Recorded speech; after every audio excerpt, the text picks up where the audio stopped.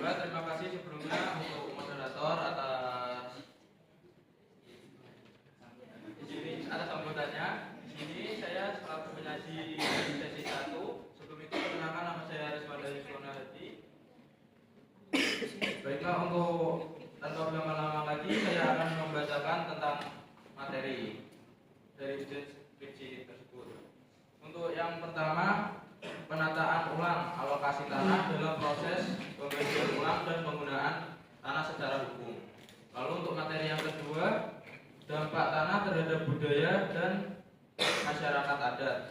Yang ketiga, bagaimana solusi problematik dalam akuisisi tanah di Papua.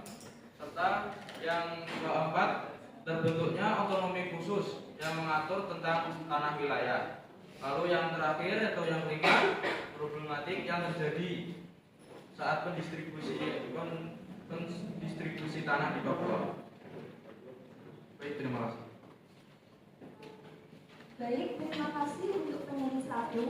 Kami persilakan untuk kembali ke tempat. Selanjutnya pembahas 1 dipersilakan untuk maju ke depan untuk menanggapi materi yang telah disampaikan oleh penyanyi 1.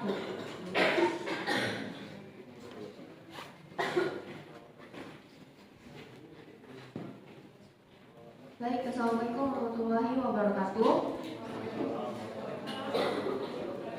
Selamat pagi Bapak, selamat pagi rekan-rekan semua. Pada kesempatan kali ini saya akan membahas hasil dari pembahasan yang telah disampaikan oleh penyanyi 1, yaitu tentang adanya sengketa tanah yang terjadi di salah satu desa di Manokwari. Yang akan saya bahas mengenai lebih dalam mengenai tentang otonomi khusus yang dibentuk sebagai upaya dalam pemerataan tanah bagi wilayah di Papua sana. Hal ini menyangkut kepada sila kelima Pancasila yang berbunyi keadilan sosial bagi seluruh rakyat Indonesia, yang mana otonomi khusus sendiri dibuat sebagai salah satu upaya agar pembagian tanah dan pembagian tanah dapat terbagi secara rata dan dapat dinikmati oleh rakyat yang ada di sana. Dan ini sesuai dengan sila kelima. Selanjutnya adapun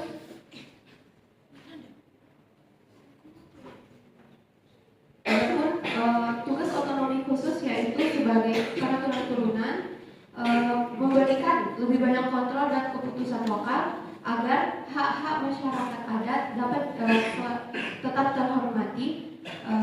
Namun dengan adanya permasalahan yang terjadi seperti pengambilan sertifikat hak atas tanah oleh kepala desa sendiri merupakan hal yang bertentangan sekali dengan sila Pancasila. Karena apa? Karena hal tersebut menunjukkan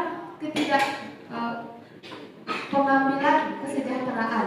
Karena masyarakat sendiri tidak bisa menikmati hak tanahnya untuk digunakan sebagai kebutuhan sehari-harinya. Selain itu, hal yang mendasari dari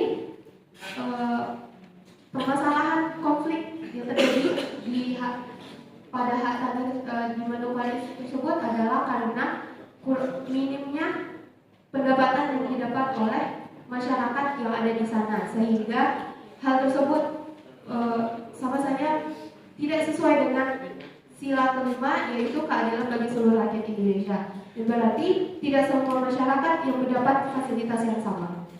Sekian yang dapat saya sampaikan. Wassalamualaikum warahmatullahi wabarakatuh. Dikembalikan kepada moderator. Baik, terima kasih untuk pembahas 1. Selanjutnya dipersilakan untuk maju ke depan dari penyaji untuk merespon pembahasan dari pembahas 1.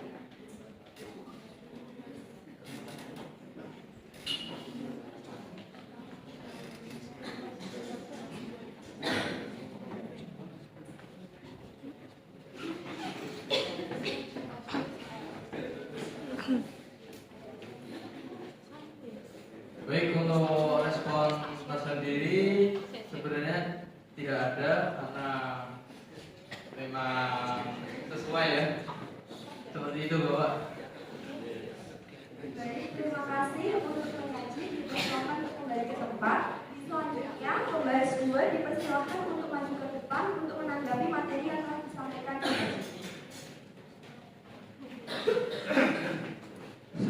Assalamualaikum warahmatullahi wabarakatuh. Perkenalkan, nama saya Rizky Ahmad Masdi. Di sini saya sebagai pembahas dua. Dan di sini saya akan mengambil isu nomor 5, materi 1, yaitu problematik yang terjadi pada saat pendistribusian tanah di tanah Papua. Sebelumnya saya ingin meminta maaf apabila dalam pembahasan saya ada beberapa hal yang perlu terjadi di tengah sekalian karena topik yang terjadi cukup sensitif. Baiklah, masuk ke dalam pembahasan. Pendistribusian tanah di Papua menghadapi berbagai masalah yang kompleks. Salah satunya adalah masyarakat setempat yang kesulitan mendapatkan sertifikat tanah mereka. Salah satu isu utama yang muncul adalah penahanan sertifikat tanah ulayat oleh pemilik tanah ulayat yang bersikeras tidak memberikan sertifikat kepada masyarakat setempat sebelum masyarakat tersebut membayar tanah tersebut. Hal ini terjadi meskipun sertifikat tanah tersebut telah tercantum nama mereka, bukan nama pemilik ulayat, yang dimana itu sudah sah secara hukum. Masalah ini menggambarkan pelanggaran terhadap sila kedua Pancasila, yaitu kemanusiaan yang adil dan beradab, dan sila kelima yaitu keadilan sosial bagi seluruh rakyat Indonesia. Kedua sila ini menekankan pentingnya penghargaan terhadap hak asasi manusia dan keadilan dalam akses sumber daya seperti tanah. Analisis yang terjadi yang pertama adalah pelanggaran keadilan sosial. Masyarakat setempat belum mendapatkan keadilan yang seharusnya mereka terima, yaitu hak untuk memiliki tanah mereka secara sah dengan sertifikat resmi. Hal ini menunjukkan ketimpangan terhadap penerapan hukum agraria, di mana masyarakat masih terikat pada tuntunan adat yang tidak selalu sejalan dengan hukum nasional. Yang kedua, ketidakselarasan antara hukum adat dan hukum nasional. Konflik antara hukum adat dan hukum nasional menjadi pusat problematika saat ini. Di satu sisi, pemimpin ulayat yang kendali atas tanah ulayat berdasarkan hukum adat yang seharusnya pembayaran sebelum tanah mendapat disertifikasi. Di sisi lain, hukum nasional memiliki sertifikat tanah memberikan hak kepemilikan langsung kepada masyarakat setempat. Yang ketiga, kegagalan perlindungan hukum. Meskipun hukum seharusnya tidak akan melindungi hak sebagai negara, kenyataannya dalam desa tersebut masyarakat desa masih belum merasakan perlindungan tersebut. Hal ini diperparah dengan ketiadaan hukum masyarakat setempat di hadapan pemimpin wilayah yang seringkali memiliki pengaruh yang kuat. Nah, beberapa solusi yang saya usulkan yaitu pertama, pendekatan integratif antara hukum adat dan nasional. Upaya untuk harmonisasi antara hukum adat dan hukum nasional sangat penting. Hal ini dilakukan melalui dialog yang melibatkan masyarakat adat, pemimpin wilayah, serta pemerintah untuk mencapai kesepakatan yang adil bagi semua pihak. Meskipun dalam penerapannya mungkin akan terjadi berbagai kendala.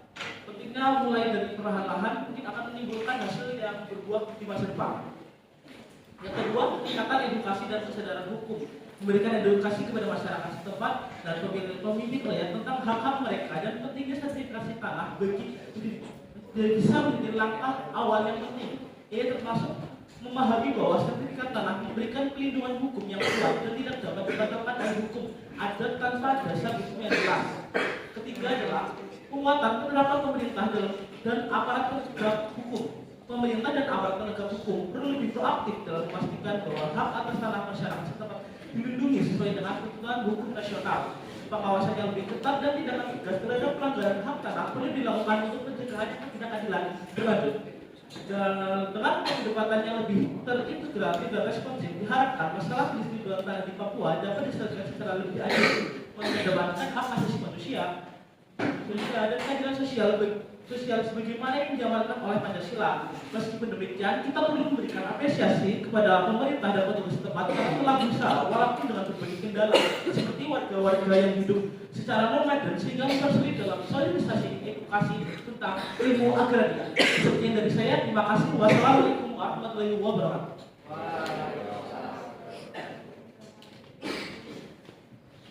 Baik, terima kasih untuk pembahas 2. Selanjutnya dipersilakan maju rekan dari penyaji untuk merespon pembahasan dari pembahas 2.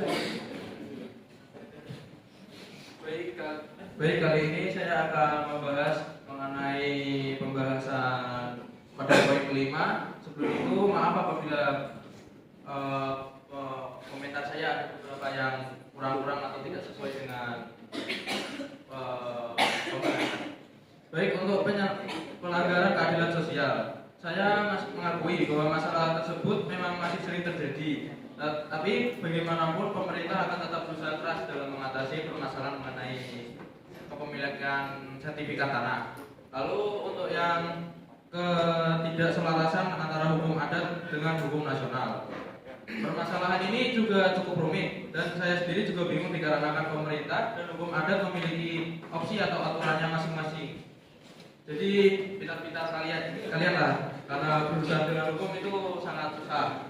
Lalu untuk kegagalan dalam perlindungan hukum, saya setuju mengenai hal tersebut. Tetapi bukan berarti semua tanah warga hilang begitu saja. Pasti ada lah tanah-tanahnya yang masih ada dan masih ditinggali di provinsi Manokwari sana.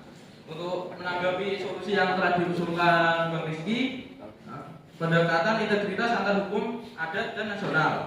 Pendekatan melalui dialog yang melibatkan masyarakat adat, pemerintah, dan pemimpin wilayah. Menurut saya permasalahan ini tidak semudah yang dibicarakan, hanya bisa selesai dengan dialog saja. Soalnya kan pakai aturan hukum saja sangat sulit, apalagi hanya sekedar berbincang-bincang saja. Pasti tetap ada lah oknum yang mencari keuntungan dalam permasalahan tersebut.